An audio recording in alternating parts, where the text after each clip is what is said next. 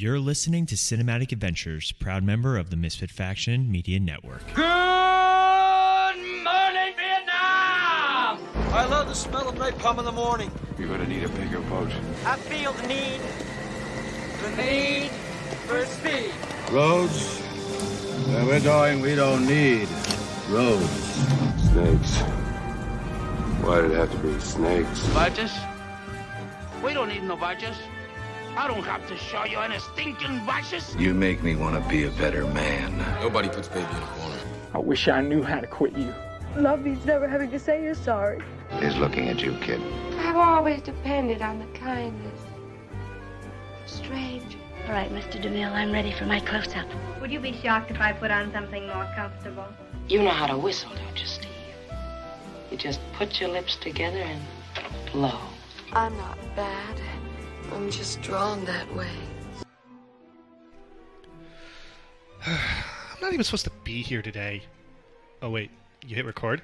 Yeah, different. Read the script. Just go through the script. Oh, hey everybody! Welcome back to Cinematic Adventures. Every episode started. Hey, you'll cut that later, right? That assumes that I edit this thing, and bare minimum, my friend, bare minimum. I put the intro in. Good job, though.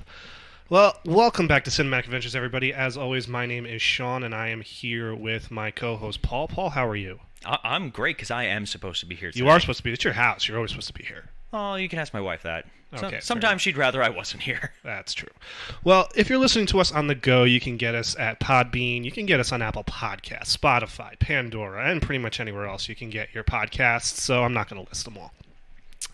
But we are talking today because Kevin Smith decided to release a nice little picture from the set of his new movie, a movie that we've been waiting 15 years for, feels like, Clerks 3. Has it really been 15 years? 2006, that movie came out. I know. And so we thought to ourselves, well, let's talk about Clerks and Clerks 2. We've only ever talked about one Kevin Smith movie, and that was Mallrats, surprisingly. So, we're gonna talk about these. That was before we did our theme months. That's true. That was when we were just like sitting down going, hey, what do you want to talk about? I don't know. We'll figure it out. So, yeah. Well, after that little cat rescue we had there, because Paul and Melanie's cat decided to... Mazakin the podcat. Yeah, he just had some like Mike abilities right there. That was interesting. I don't ever want to do that movie, just throwing that out there. I never saw it. It was not like Mike. No, it wasn't? It was like terrible garbage. Okay. It was like Air Bud, but the dog was a kid and not nearly as likable. Fair. That's a fair point. I like Air Bud, though. So. I know. That's why I made sure to point out that the kid was not likable. That's good. Okay, fair enough. Well, so... Paul. Sean. What are your thoughts about Clerks? Because we'll start, obviously, with the first one. I'm Randall and you're Dante. That's true. And Melanie's Silent Bob. Because she always has pearls of wisdom out of nowhere. Could have been worse. She could have said she was Jay. No. Sometimes her jokes are very Jay-like, though. Yes. Yeah. This movie, working in a video store for 3 years, right after leaving college for, after only 1 year, this movie hits home. A little bit, yeah. A little bit. So, watching this and watching Clerks 2, I'm just like, wow, this is my life. And it really is true that Paul is Randall and I'm Dante. Oh yeah. Well, let's even extrapolate that a little bit more. Oh, here we go. So Sean worked at Hollywood Video. What's that place? In good old Mayapack, New York. So basically, in our town, there was a Blockbuster on the far end of town. It was Carmel. It's all one town. Semantics. And who's going to know this? That's true. We got people that listen in England. They're like, I say, we should journey to good old Mayapack. I'm so sorry, by the way. I just gave up on the accent halfway through because I didn't want to offend. Almost. But also, really quick before we get back into that, we are going to be using some possible vulgar language and some inappropriate discussion. Oh, good. So this is your official... little good message there. We'll try to keep it to a minimum, but talking about these movies, it's kind of hard. Especially the second one. Well, second one...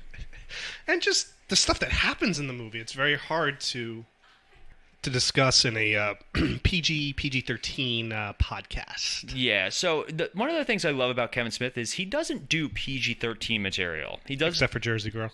Except for Jersey Girl, which I will allow. To this day, I've never seen. I've never seen either. but Ben Affleck was the bomb in Phantom Show. He was the bomb in Phantoms. Whose mother's name escapes me right now. Looks at the camera. But Kevin Smith, really, this was the start of his career, and he set the bar at an incredible spot. And for the most part, his movies have all been of a similar rating. When we think, especially I'm talking more of the View Askewniverse ones. For those of you guys who don't know, View Askew is like his cinematic universe. He was doing it before it was cool, basically. The Jay and Silent Bob universe. All the characters live in this universe, but Jay and Silent Bob are the primary ones that appear in every single movie. Yeah, it basically rotates around the Jay and Silent Bob and Friends. Pretty much. But in this movie, Jay and Silent Bob aren't so much of a focus. They're definitely more in the background. No. So the films in the View Askewniverse are Clerks, Mallrats. I'm sorry, go ahead. I got a list. Okay. Clerks, Mallrats, Chasing Amy, Dogma, Jay and Silent Bob Strike Back, Clerks II, Jay and Silent Bob's Super Groovy Cartoon Movie, Jay and Silent Bob Reboot, and Clerks 3. Sean was not ready for Jay and Silent Bob's Super Groovy Cartoon Movie. I don't remember that at all. I don't think I've ever seen it, but yeah, so... I do have to sit down and watch Dogma again. I really do. Well, it's funny you say that because for me, I felt the same way about Clerks that you felt about Dogma. I don't think Clerks was the first View Askewniverse movie that I saw. No. So it was when he was still getting his feet wet type thing. I wasn't sure which phrase to use. It's his first movie, so there's going to be, growing pains. Oh, yeah. There really isn't much growing pains in this movie. Mm-hmm.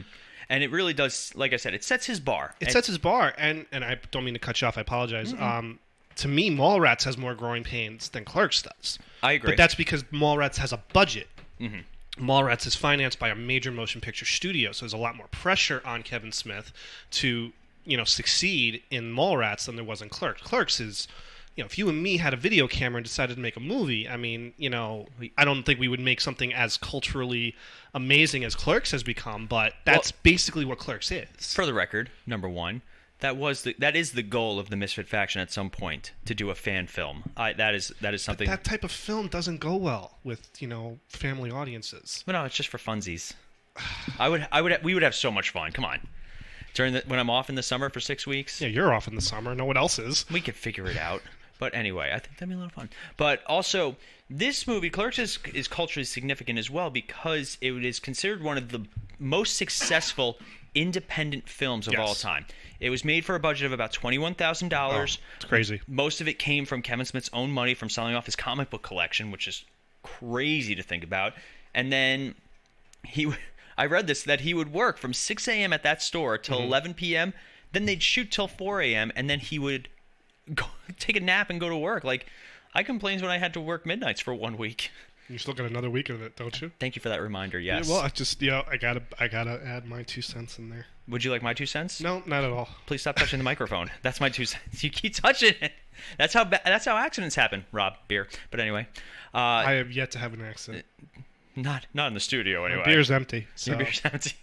But so we're gonna break the episode into 2 parts as usual. Yeah. We're gonna talk Clerks. We're gonna talk Clerks 2. We're not gonna go beat for beat through the story because it's 2 movies. Very minor, very the major story points, the funny discussions that they have, and then obviously delve into Clerks 2, and then a little look into what Clerks 3 will possibly be, what we're expecting, and what we're hoping for. Because I can tell you, walking into the theater for Clerks 2, we were blown away. We had no idea what we were walking into. Yes, that was the first View Askew movie since Jay and Silent Bob Strike Back, and we were like, we don't know what this is going to be, and wow.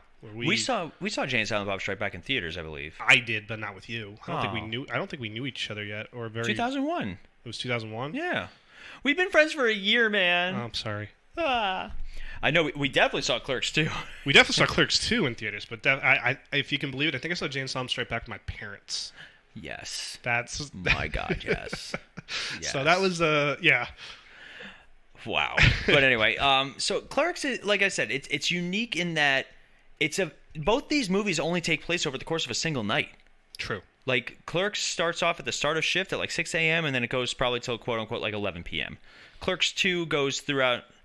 I guess maybe a day or two. Yeah. No, Clerks 2 is a day. Yeah, and then the ending time I mean, jumps. the ending time jumps, but the basic plot of the movie is a single day. Is just a single. I mean, Clerks opens up with just that. For anyone who's worked in retail, it's just that ultimate... That phone call. And you get it, and your boss is like, hey, I need you to work today. And I'm like, it's my day off. No, somebody else called out. I need you to work. But I'm not even supposed to be here. I mean, that was the quote of my life for a couple years, while working at the video store. I'm not even supposed to be here today. So that just, with watching this movie again for the first time in a while, I have to admit, because it's been a while since I've seen the first Clerks, just that opening scene always, I just find the opening hysterical. scene, it sets the tone for the entire movie. So the cast is, the two main actors are Brian O'Halloran as Dante Hicks and Jeff Anderson as Randall Graves. Yes. They're the stars of this movie. Dante is your normal everyday guy who he's just living each day one day at a time. Still lives with his parents. He's not going to school. He just works at the Quick Stop just, to make ends meet, and that's his life. And Randall is his best friend who works at the video store next door. He is no... And they're owned by one... They're owned by the same person, but they're just like separate stores. And Randall just has no, just nothing. He doesn't care at all, Even though the goes video day by day. The video store's closed. It's a chicken place called Cocksmokers now. That's what we remember in the Jay and Silent Bob reboot. That's right. Yep. I wonder if they're going to have that for Clerks 3. Because there's no video stores anymore. Well, you know what? There is still one Blockbuster. Yes, in Oregon. Yeah, it's the last Blockbuster, actually. Wow. And when producer Melanie and I went to Niagara Falls, they had a video store there. Mm-hmm. And we thought it was just like a touristy, gimmicky kind of place. No, you walked in. They wanted you to sign up for a membership. They were like, what do you want to rent? In Niagara Falls? In Niagara Falls. Niagara Falls. And it was it wasn't too bad. Like, they had up-to-date stuff. They had video game stuff. Like, I was kind of surprised with... Niagara Falls must be its own special little area. Well, we couldn't cross the border. Somebody didn't have her papers. Your papers, please. But anyway, so... we get introduced to Dante, and of course, the first thing that happens to him is he gets to the store and he can't open the shutters. That's great. Now, they wrote that into the script because they can only film at night, so they needed an excuse for the store to be constantly dark. Because they didn't want to have to buy lighting. That's right. That's very... Yeah, I mean, this movie was made with microphones on hockey sticks. Yes. Which I'm going to do in this room for everybody who keeps touching their microphones. What do you want from me, man? Oh, no, that's you and Rob and Ronnie. I sit very comfortably the whole time, just like this, and then I get my beer. But anyway, I think they even made a joke about it in Zack and Miri, where they have the hockey stick with the microphone on it, because that was how he filmed that movie. We gotta talk about that movie at some point. That's a fun movie. But then we get introduced to Randall. I just love that because the guy, the customer is like, goes into the Quick Stop and is like, yo, this guy's not here yet. It's 11:20. They're supposed to open at 11. And that's the type of customer you just despise, because it's just someone who just gives you grief for something else. Yeah. And I'm just like, it has nothing to do with me. And he goes like, give him this video. And he leaves his keys on the countertop. And the guy says, forgot your keys, and throws them in the garbage. I was like, yes. Oh, yeah. That's how you do it. We here at the Misfit Faction and Cinematic Adventures firmly believe that the way you treat people is how they treat you. You also get treated how you deserve. And to see karma swing back is always a fun... Oh, it's great. I love karma. Like, I didn't work at the video store with Sean, but I would go... You had your moments. I would go and hang out, just like... Because we would just put on movies and hang out, and then we'd go out afterwards. And, like... those were the fun times. But I would see some of the people that would come in there, and of course they would ask me questions. I'm like, I don't know, I don't fucking work here. Yeah, we're dropping language in this one. All right, now I know I can talk. Yes, all right, thank you, Paul. I needed to open the door for you, but yeah, like people would like treat people like crap, and it's crazy when you think about just the bullshit reasons why people would get so pissed off over DVDs, and we could have a whole episode, and I can just list you all the issues people would have while working at that video store, and it's just, it really is pathetic, really is. But video stores are long gone. Good riddance. We don't need them anymore. I miss them though. There was nothing more fun than like going to the video store, picking out a movie for everybody to watch, and getting pizza or getting your favorite Nintendo 64 game. Oh God. No. Yes. As a customer, yes, but as a person who worked there, having to deal with video games being returned damaged, not fun. Sorry. That wasn't you. I'd also like to do a big shout out to Sean. That hole was for certain things, Paul. Yeah, I know. We don't need to talk about it. But I did want to give Sean a big shout out for erasing all my late fees before the you're store welcome. closed and my credit got screwed. You're welcome. I was up to like what, $60 I in remember, late fees? That's nothing, dude. I would see like $500 in late fees. Oh my God. Somebody like offered me like $100 to delete their late fees. I was like, no, I'm good. No. But so Dante eventually best character intro of all time. There's another person waiting outside. Yes. And she, Randall shows up pretending he's a customer. And she's like, I just want this one video, and it's right there. And he goes, which one? He goes, and I can't remember, dental school or something. Yeah, something stupid like that. name like that. And he goes, oh, that's the one I want. And Ooh, she's like, Navy SEALs. And she's like, well, it's mine. I was here first. It's like, come on. No, I don't know what you're talking about. And then he just grabs the keys, opens the door. It's just, it's great. It really is perfect. It's the things we wish we could do. Oh, yeah. As much as I like to say I'm Randall, I'm not always completely Randall. No. Yeah. I'd say you've matured a little bit. You've matured. Producer Melanie is a big factor in that. Oh yeah, and the cat. But I have to take care of a living being. 5 points. 5 points to Gryffindor on that one. But it sets the tone. The two of them are polar opposites, not only in how they view life, but how they work ethics and everything. Yes. But they're best friends. Yes. And I would have loved to see how they became friends.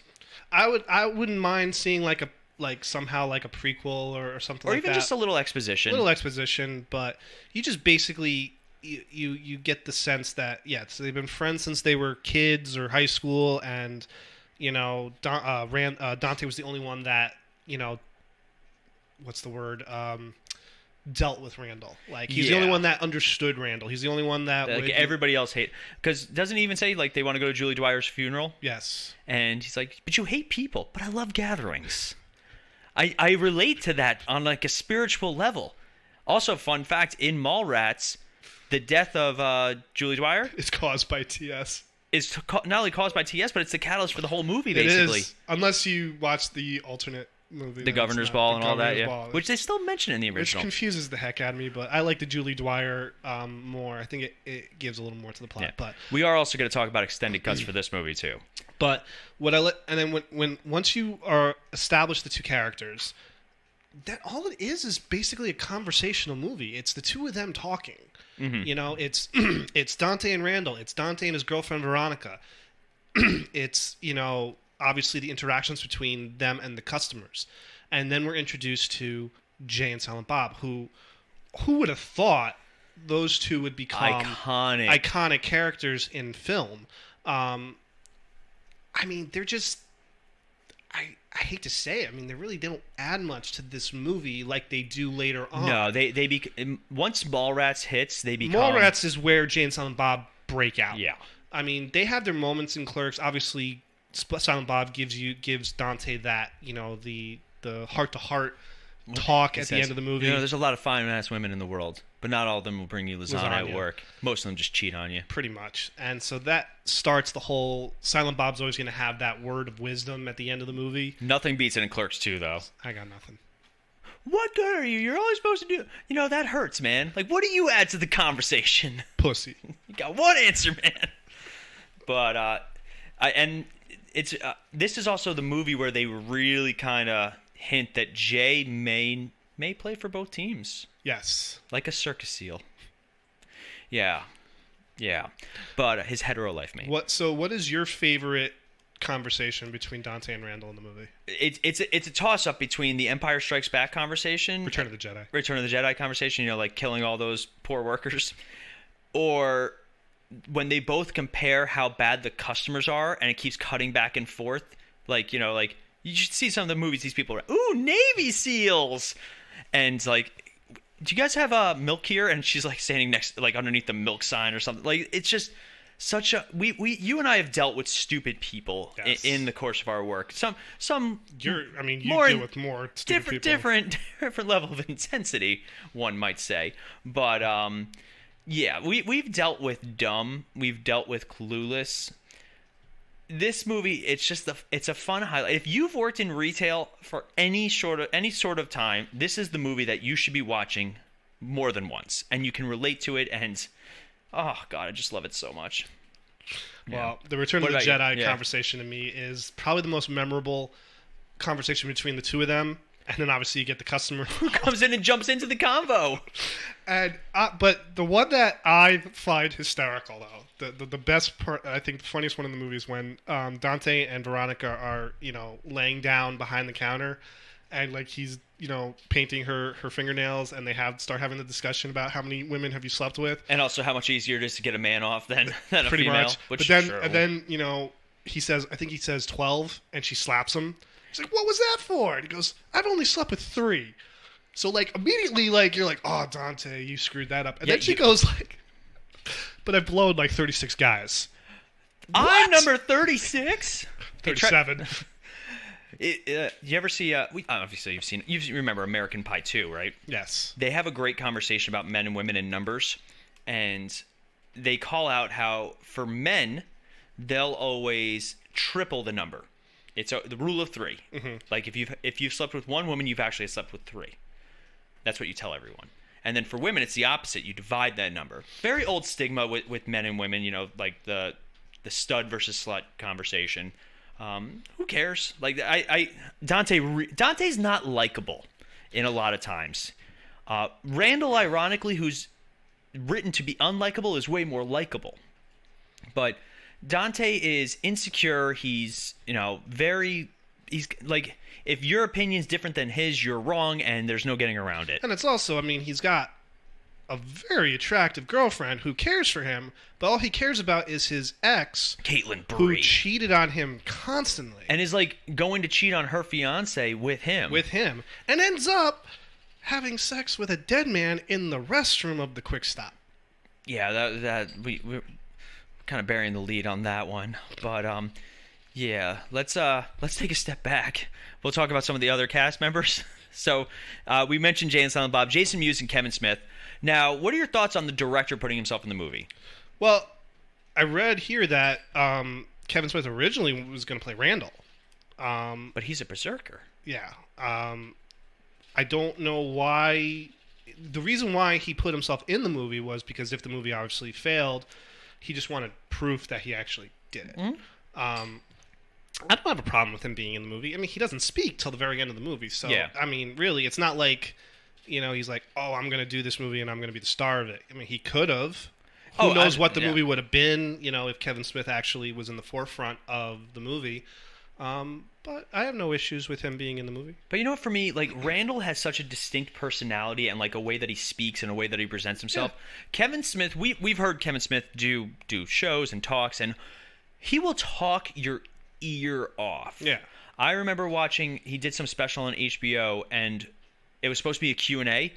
He barely... One person. Yeah. It was one kid came up and asked him a question, and that was the whole show. And he just continues to talk. To the point where at one point he tells her to just sit down and get comfortable. Don't they joke about that, I think, in the reboot? They do mention a few times how much he likes to chat. He does like to chat. He does like to chat. He will never stop chatting. Which is so ironic considering Silent Bob. I always found the funniest. So we also have Jason Mewes as Jay. Arguably one of the funniest movie characters of all time. Yes. Not so much in this movie, but it's weird because in this movie it makes it seem like they're all kind of friendly with each other. Like he invites them out to a party after this. Yeah. There's definitely a more less antagonistic. Yeah, less antagonistic, more like, again, there's that sense of everybody knows everybody. Small towns. Small town, whatever. They probably all went to high school together or something like that. You don't get that sense later on. Like, they kind of more just become these two guys who just won't leave. And it more pisses off Randall and Dante than anything. Yeah, more so Randall. Oh, more so Randall, but Dante... But then in Clerks II, Randall and Jay seem way more friendly with each other. Like when they're messing with Elias. Yeah. But... Grandma, what was it like? But we also have Scott Mosier as Willem. Willem, who would eventually and then later be played by Ethan Suplee in Mallrats. Mm-hmm. Let's see. And he ends up being one of the guys that Veronica had sex with, or just serviced. Snowball. Snowball. That's it. That is. I love Kevin Smith and I love his writing, but sometimes when he discusses things, they're the grossest things I've ever heard. Oh, he don't care. Snowballing is disgusting, and no thank you. Nah. And I would never tell somebody what they enjoy is not right, but that's not right. Just like the Donkey Show is not right, which we will talk about, because I'm also very scared for my bachelor party. Dude, there's no donkey shows in Lake George. Thank God. I wanted to pick one of the tamest, most fun places, though. It's a family-friendly place. So we have... really, otherwise, like, there's not a whole lot of people. Well, you got the two female actresses. Let me get Marilyn Gilgotti as Veronica. Yep, and Lisa Spoonhour, who I think this is like her only movie, but she actually ended up marrying Jeff Anderson. Really? Yeah. Are they still together? No. Oh. No, they are not. But that that was because that's a total Caitlin Brea move. Pretty much. I mean, Marilyn Gilgotti? She's done a lot of short films. So again, no one except for even Brian O'Halloran and Jeff Anderson really haven't done much besides Kevin Smith movies since this movie. So really, Kevin Smith is the only one that's really kind of still continued to do things. But we also have Ernest O'Donnell as Rick Derris. I only bring up Rick Derris because Kevin Smith also does a really good job at mentioning characters throughout. Mm-hmm. So like my cousin Willem, Rick Derris, like all these characters are constantly mentioned throughout their series, which makes it even more fun. You tell him, Rick Dave. Steve Dave and Fanboy. Steve Dave and Fanboy. Yeah. You fanboy. Oh, I love it. But so... basically, the story is Dante's working, and he and Caitlin have a fight. And Veronica. Excuse me, him and Veronica. And he uses it as justification, which he is a terrible person. I'm sorry. Like, my wife and I have been married for 8 or almost a year, like coming up on a year. And I looked over and I saw her making a face, so I thought I'd go with a year instead. But we've been together for almost 4. And you have tiffs. For... almost 4. Everybody's looking at me. It's almost 4. My eyes are in your direction. I can't help it. Yeah, it's nice. But you have tiffs with your significant other, but to have like he uses it like, yeah, we kind of broke up. What? No, you didn't. You're a terrible person, Dante. The worst person. So him and Caitlin or Veronica, I keep getting them all confused. Him and Veronica are on a break. Ross. I hate Ross too. But we were on a break. I hate Ross so much. But Chandler and Monica for the win. But I've been watching a lot of Friends. I'm so sorry, everyone. That's all right. So now they have their little break, and at the same time, Randall's constantly coming over and neglecting the store. They also are supposed to play hockey. Oh, that's right. Yeah, I totally forget about this. Basically, Dante said he would come in as long as he was done by like 11 a.m. because he had to play hockey. Yes, and of course, his boss calls him and is like, I'm going to Rhode Island or something like that. Can't come up in the store. And so you're going to have to work the whole rest of the day and night. So if I was him, I would have been like, store closed, goodbye, adios. Mm-hmm. Because that's just a dick move. Oh, and that's happened. I mean, listen, we all know there's situations that you can't... that are out of your control. Out of your control. But, when you're asked to come into work to cover for someone else, and then you're left to work holding the bag, double yeah. On no sleep, yeah, no thank you. Big old no thank you. So he's talking to his friends, and they're like, I guess hockey's off. And he goes, well, do we have to go to the park to play hockey? So they end up playing on the roof of the Quick Stop. I love the bit about the Gatorades too. Yes. Then everybody's gonna want a Gatorade. I do love it. The later on after that goes like, it's like, grab me a drink, and Dante's like, and Randall's like, what do you want? And Dante goes, give me a Gatorade. Randall's like, there's none left. Told you. Yep. It's so perfect. That's why Sean would never let me rent a video for free. I still had to pay. I'm pretty sure I gave you free rentals every now and then. Yeah, but I had to earn them, and we just didn't like it. So, yeah. Yeah, that's how I learned what snowballing. No. No. But oh no. Now during this time, Dante also finds out that his former girlfriend, who cheated on him a bunch. That's also another recurring theme in Jay and Silent Bob, or the View Askewniverse. What's her face in the second one? Who dated TS? That was you? Joey. Oh, Joey Lauren Adams. Yeah, she also cheated on TS like a bunch of times too. Yes. That's. But like he wasn't hung up on her. Yeah, no, they just kind of. Well, they're not very clear in that movie. That's one of the few writing inconsistencies. They make it seem like they dated. Yeah. But there's also a scene where he's like, we had sex that one time. Yeah. That was you. Like. But then she has that heart to heart with, what's her name, and like basically tells her like you. I get She's like, you cheated on him all the time. It's like he loves you. Like I mean nothing. I screwed him over, so there's nothing left to me and him. It's such weird friendships. So he finds out in the newspaper that Caitlin is getting married. So he's like, and he uses the payphone. Because the payphone, I love on the sense like for employees only. Yeah. What's a payphone? That's what producer Melanie was just whispering. But she is the youngest one in the room. Yeah. She's happy about that one. But so Dante spends the whole afternoon basically calling to try and like get in touch with the newspaper to make sure it's real, and then with Caitlin, and then this, and then finally Caitlin actually. Why was he yelling? He was like really upset about something, and then he turns around and he's like, "Caitlin." I don't remember what he was all upset about. I don't remember. And at the same time, Jay and Silent Bob are just was this after? It was after Julie Dwyer's funeral. No, it had to have been. It was definitely after. It was after she showed up. So I'm trying to remember. It must have been them fighting about. No, because Randall wasn't there. I think it had to have been. It had to have been after he gets the fine and Rick Derris comes in. selling the cigarettes to a 4-year-old. You've been working here all day? Yeah, sure have. And then like the two people get mad, Rick Derris and the girl. Yeah. That's crazy. I didn't sell anything to a kid. What else could possibly go wrong? Hi, Dante. Caitlin. I love it. So Caitlin is in town, and she's telling him that her mother did that without talking to her first, and that she was actually planning on leaving her fiance.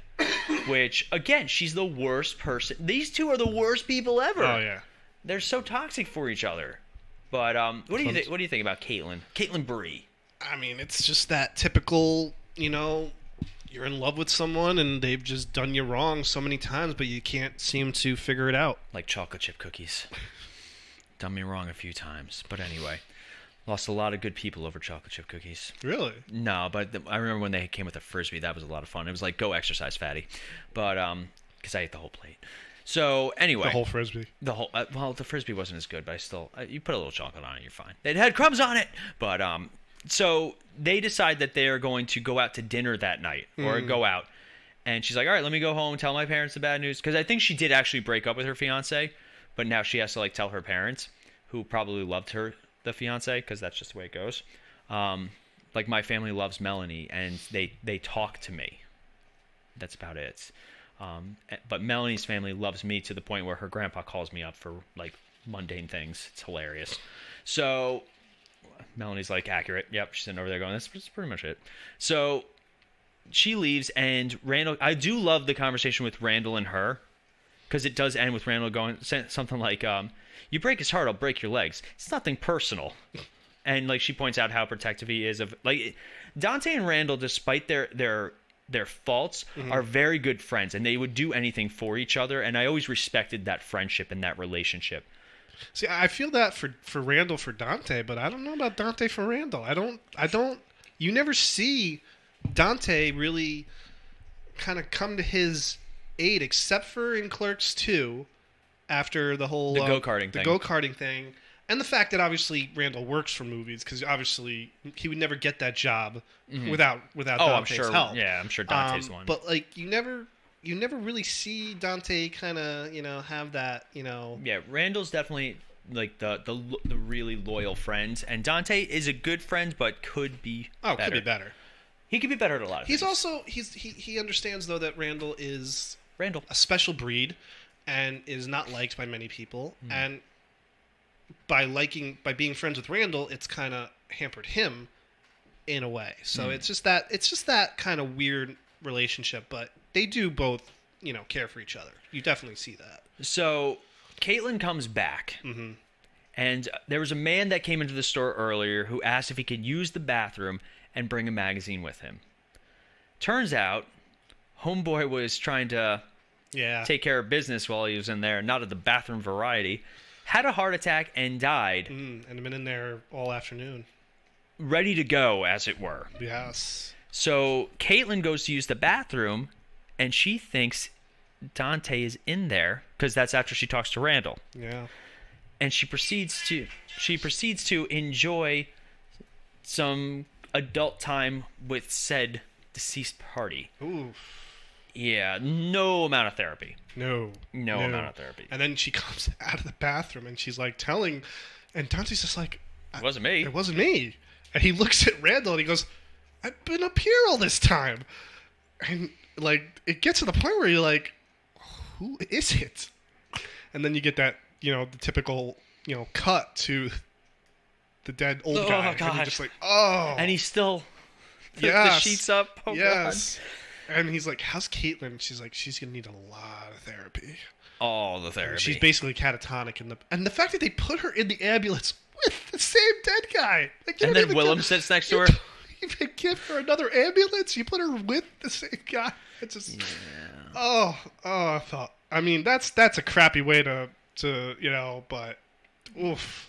Yeah, so during this, we also have the return of Veronica, and Randall accidentally tells her... Accidentally?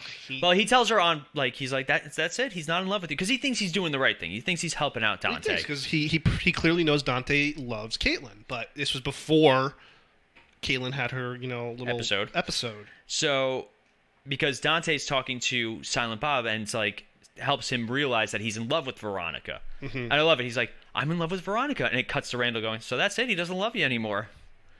Yeah. So Veronica comes in and unfortunately dramatically dumps him. Yeah. Yeah. And then one of the best physical altercations of all time. Yeah, Dante beats the crap out of Randall. Well, actually, he attacks Randall. I don't know if he beats the crap out of Randall. They just destroy the quick stop. I still say the fight in the second movie is even better. Oh. You swung at me. You ducked? Because you swung at me. Yeah. But, and so basically, Dante and Randall, after that fight, they have that, moment of clarity. And, of course, Randall hears Dante repeat, he's not even supposed to be here today. And also the famous line, gotta shit or get off the pot. Yeah. Yeah. So the movie ends with them, it seems like they're going to take the next steps in their lives, because in this movie, they're probably about 21, 22-ish. I would say, yeah, probably in that, because Veronica's still going to school. Mm-hmm. So I'd say, a couple years into college, so probably around that. Old enough to drink, 21, 22, 23. Yeah. So Randall does offer to help him clean up, but he's like, no, it's fine. So makes amends. Dante's going to go visit Caitlin. And he's going to try and reconcile with Veronica. And Randall leaves, and he tosses in the sign that Dante made, I assure you that we're open.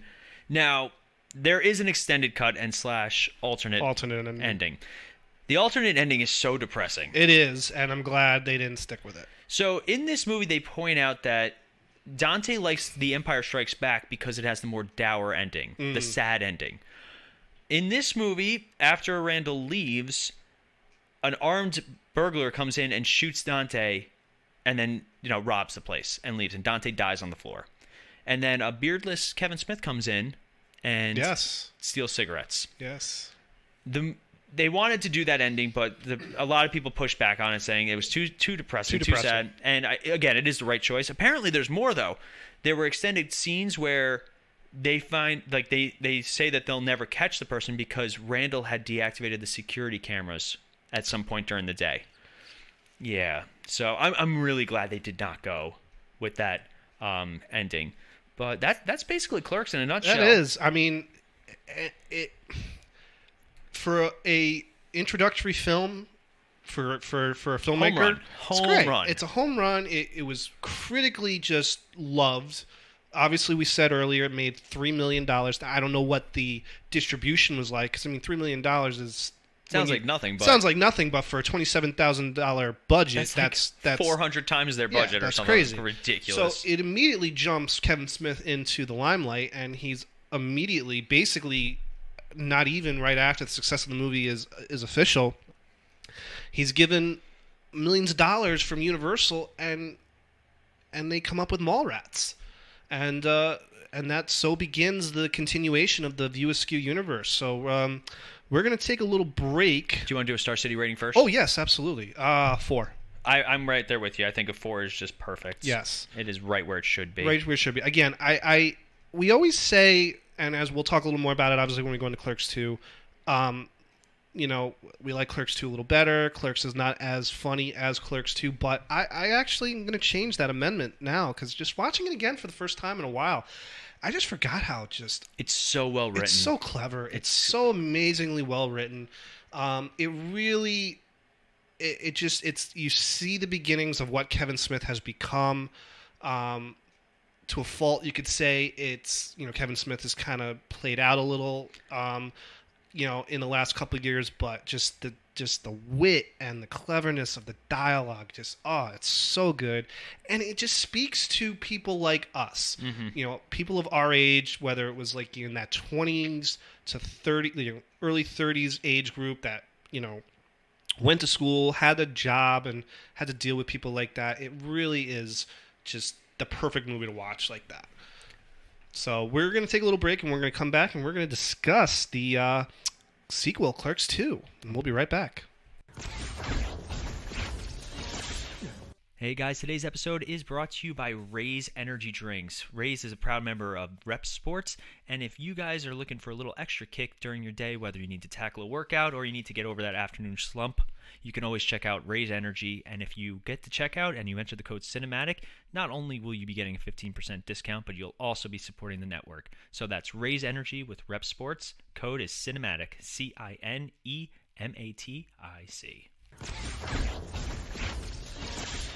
And we're back, and we're going to talk here about the 2006 sequel, and that is Clerks 2. But real quick, before we talk about Clerks 2, I just wanted to give a little recap of the View Askew. So obviously, Clerks comes out, huge success critically, makes crazy money for what its budget is. He does Mallrats. Mallrats fails at the box office. It's become a cult classic, though, obviously. Oh yeah, you listen to our episode on it; it's really good. Yeah, so he did Mallrats for Universal. That didn't do well, so he ends up teaming up with Miramax, and that's basically where he would make his movies for the rest of his... The Weinstein Company. The Weinstein Company. It was owned by the Weinsteins, yes. He has since cut ties with all that stuff. Who hasn't. So his first one is Chasing Amy, which in a way was, I think, his return to form, that Clerks obviously had. Then comes Dogma, and then Jay and Silent Bob Strike Back. I love Dogma, but it's almost impossible to find. Really? It's so hard to find anywhere you can watch that movie. Oh, it's not on any of the streamers. Not a single streamer. I don't even know if you can buy it. Oh, really? I think there was an interesting thing about their distribution. I'm going to look that up while you go. So, Jay and Silent Bob Strike Back come out, and obviously it's supposed to be the end to the View Askew universe, and that's everybody who was in all the previous films makes an appearance in that one. It's just over the top, stupid gags. It's hysterical, great, awesome. Kevin Smith vows he's only going to do original movies from that point. He's not going to do any Jay and Silent Bob. So he does Jersey Girl, which is 2004 ish. He makes a couple of acting appearances, but nothing really major. Jersey Girl bombs at the box office. So I remember you and me, I think this is around... I don't know if I was working at the video store yet or not. Coming home from my first year of college, and we just find out Clerks 2 is coming out. We really didn't know much about it. We didn't really, I found the Dogma thing really quick. There you go. Dogma is unavailable to stream or purchase digitally due to the film's rights being owned personally by Bob and Harvey Weinstein in a deal that predates streaming. Wow. It's also out of print on home media, leading to inflated prices among resellers. Wow. Yeah, I'm sure sad. Kevin Smith is not happy about that. Mm-hmm. But so I remember you and me discussing oh hey, let's go see Clerks 2. I mean, it's Jay and Silent Bob. It's obviously, Dante and Randall.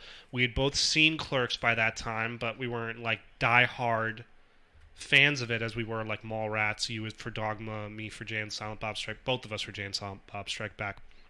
So we walked into this movie very like, we don't know what this is going to be. Mm-hmm.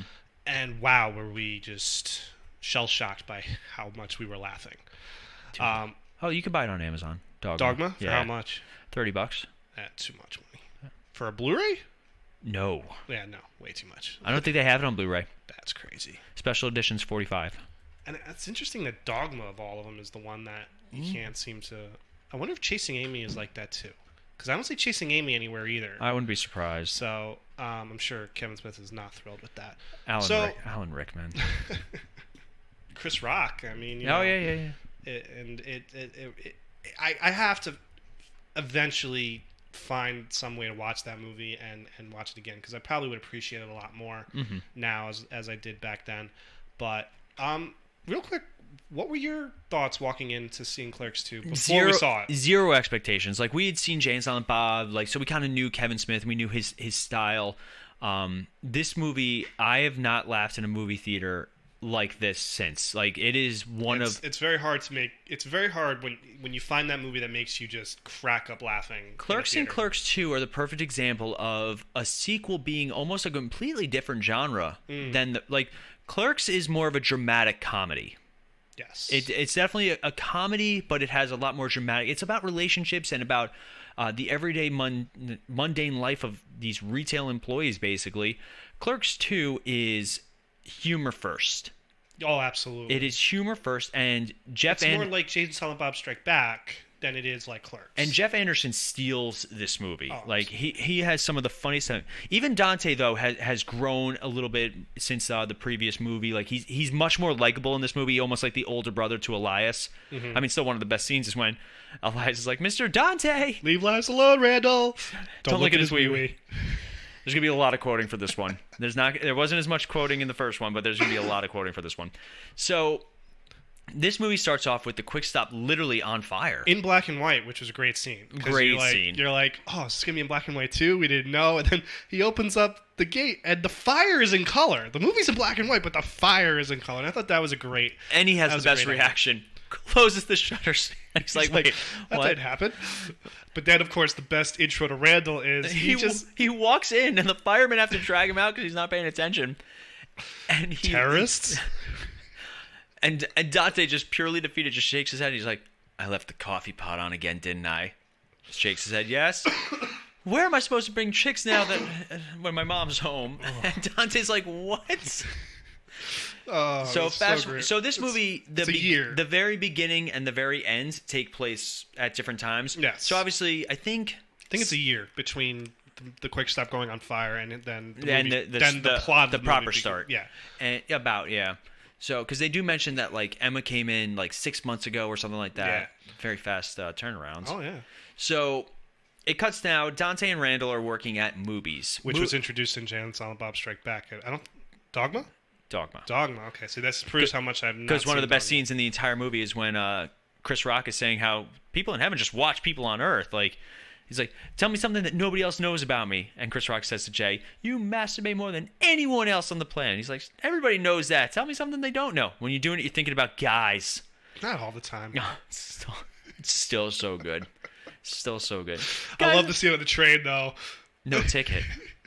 "Guys like me don't just fall out of the sky, you know." Chris Rock lands. "Big-titted, naked, beautiful women don't just fall out of the sky, you know."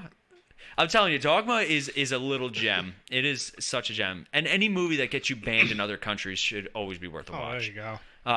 Critics called it blasphemous. Or other countries called it blasphemous. Blasphemous. They just don't get satire. No. And, of course, George Carlin as sure. the Buddy Christ.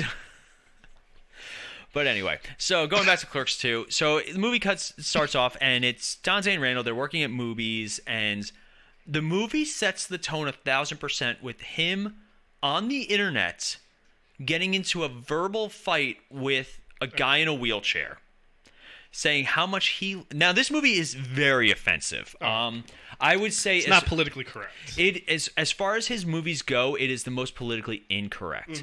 It is, but it knows it's politically like it's satire. It tells you it's politically incorrect. It's satire. It's pointing. There are some things that they say in this that we will not say. Just personal preference, because this movie's also 15 years ago. Like, oh yeah, in the lower, like we did Fanboys not too long ago, and Fanboys has a lot of things that don't hold up in terms of just mostly just how guys used to make fun of each other.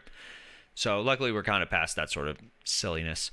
So that's how the movie starts off, with him like being, and then the Anne Frank line, deaf, dumb, and blind. No, she wasn't.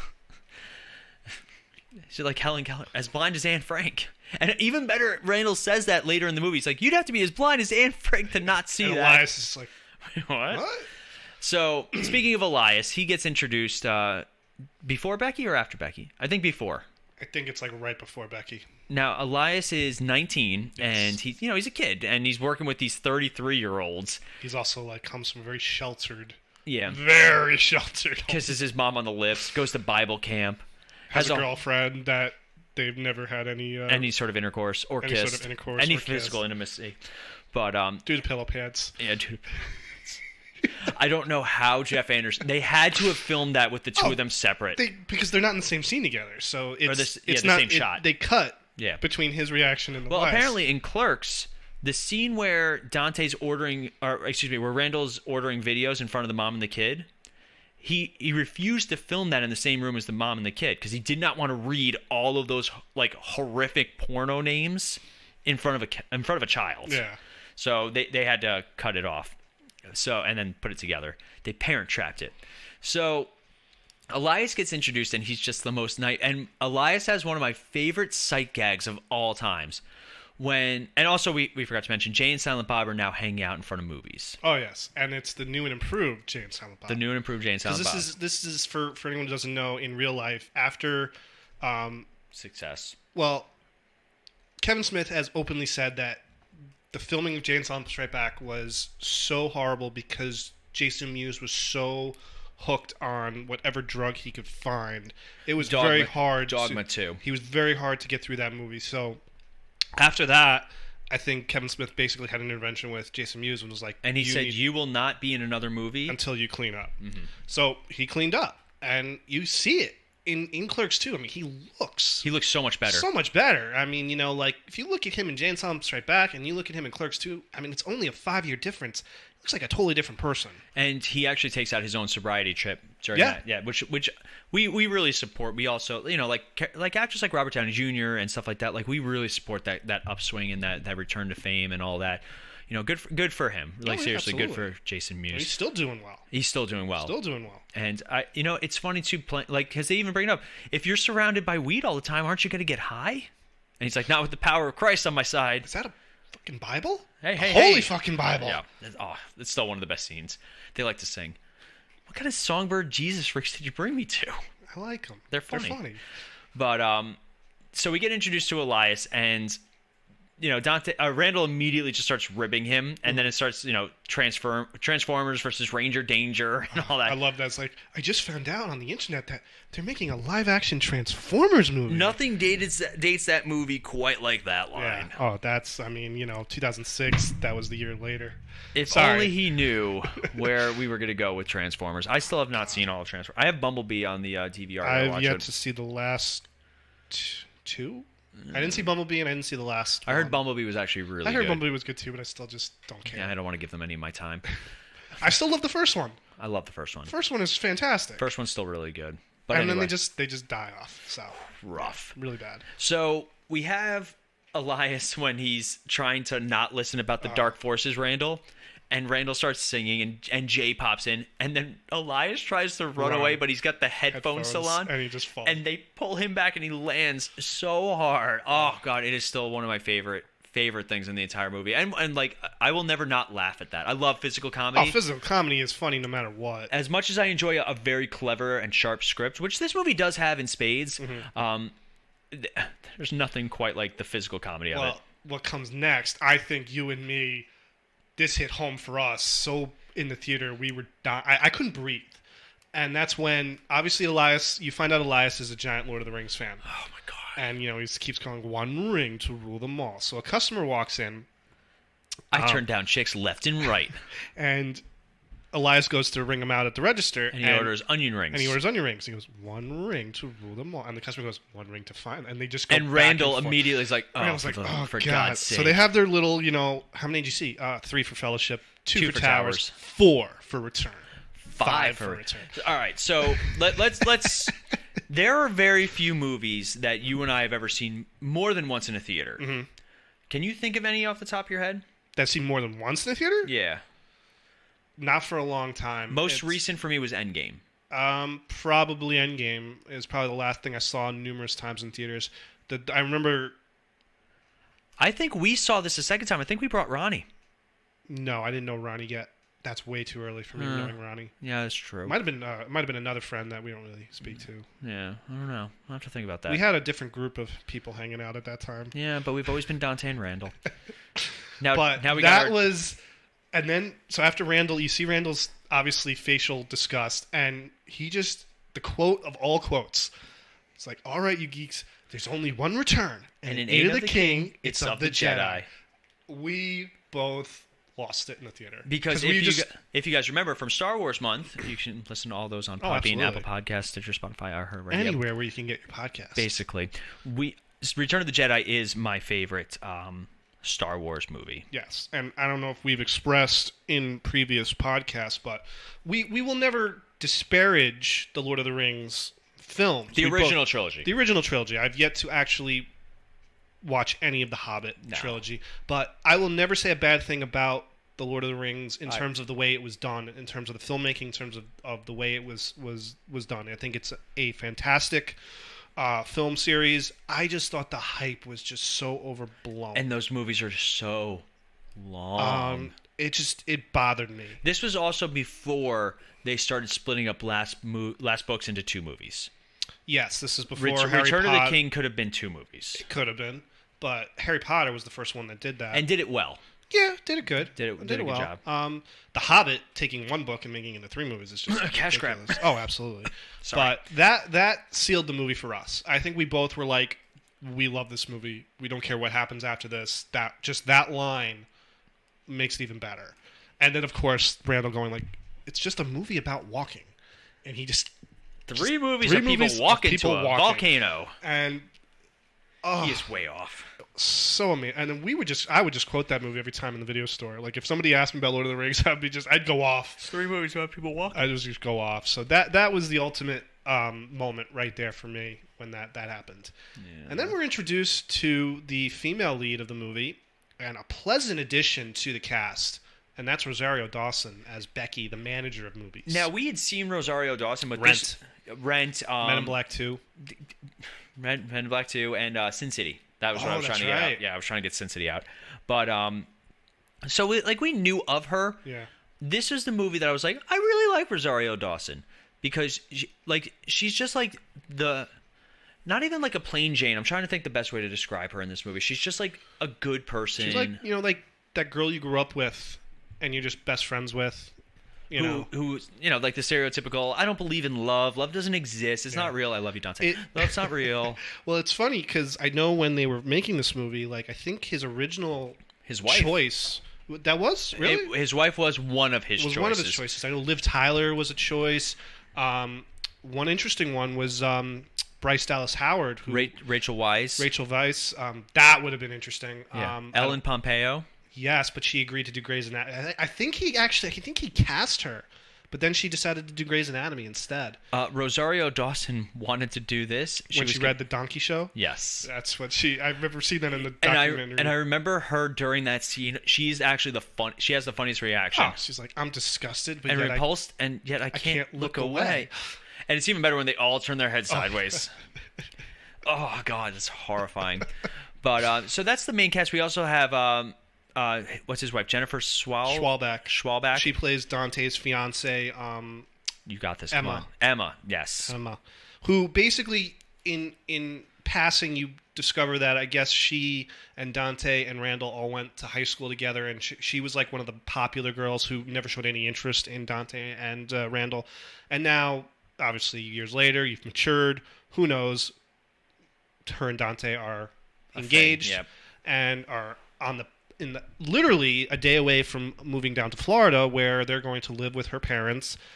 No, they're getting them a house. Well, they're going to get him a house after they're He's married. He's allowed to run one of their car washes. Car washes. So, I mean, like, Dante is about to live his dream. He's like, I'm getting out of New Jersey.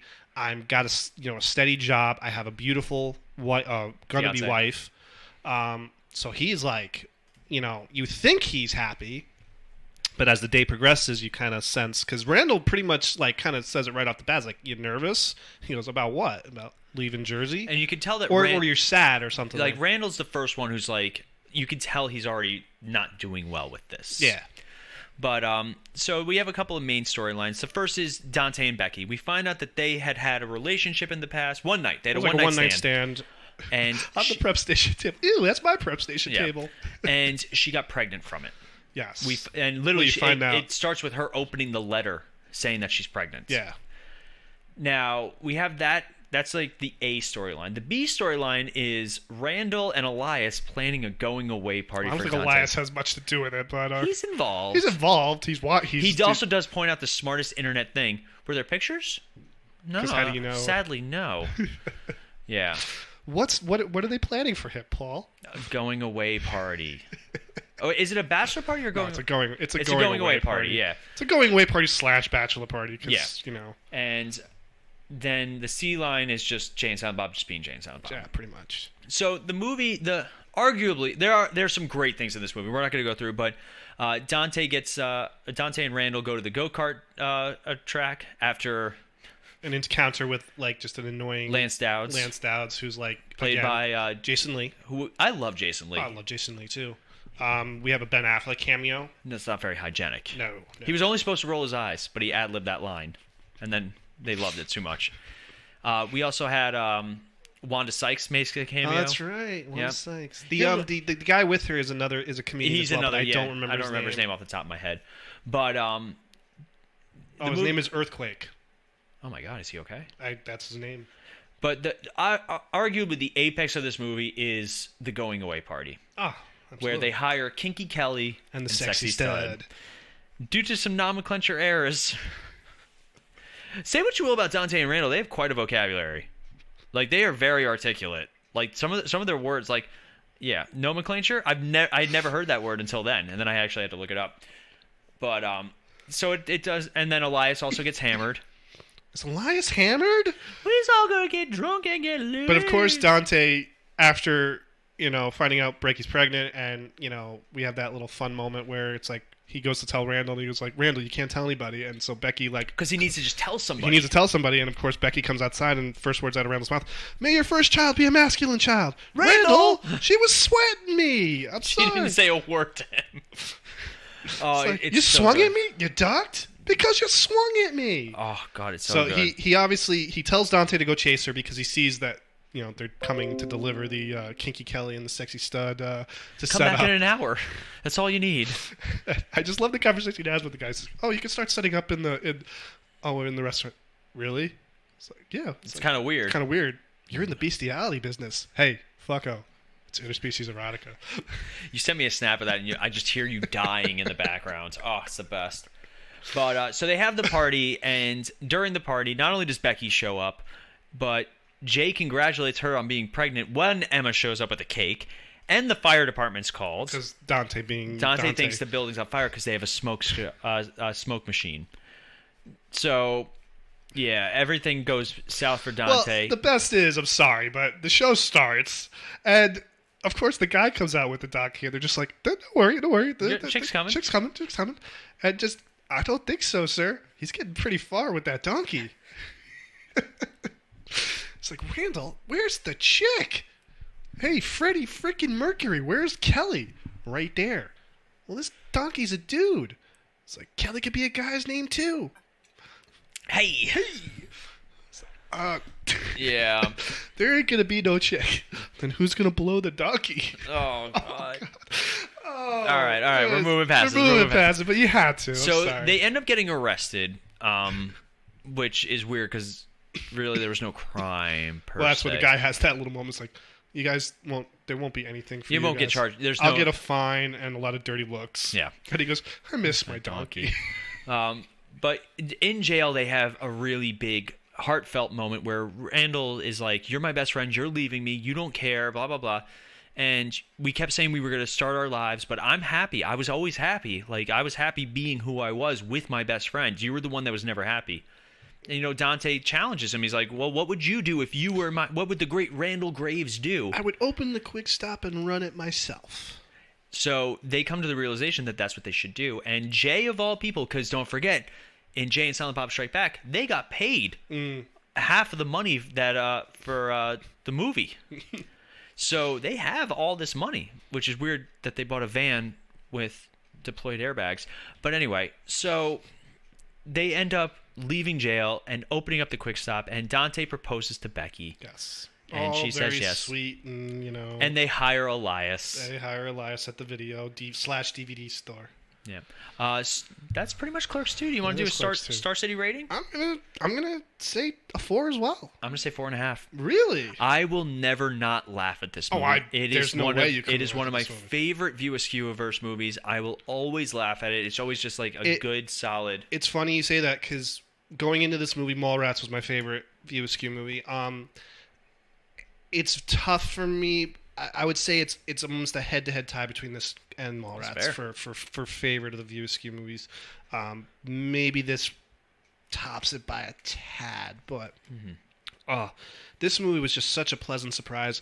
And segueing into this sequel, the final trilogy, I'm kind of like I liked where this one ended, and I just don't know if I really want to see what else happens to these characters. I want to see Randall meet his female equivalent. Because we got the happy ending for Dante. I want Randall to get his... I don't know if Randall really should get that. It's kind of like Zach Galifianakis in the end of Hangover 3. But no, for me, it has to be... Because like in with that case, like the two of them immediately were like connected and like, I love you. Like, it has to be somebody that's just not interested in Randall at all. That's the only way it could work.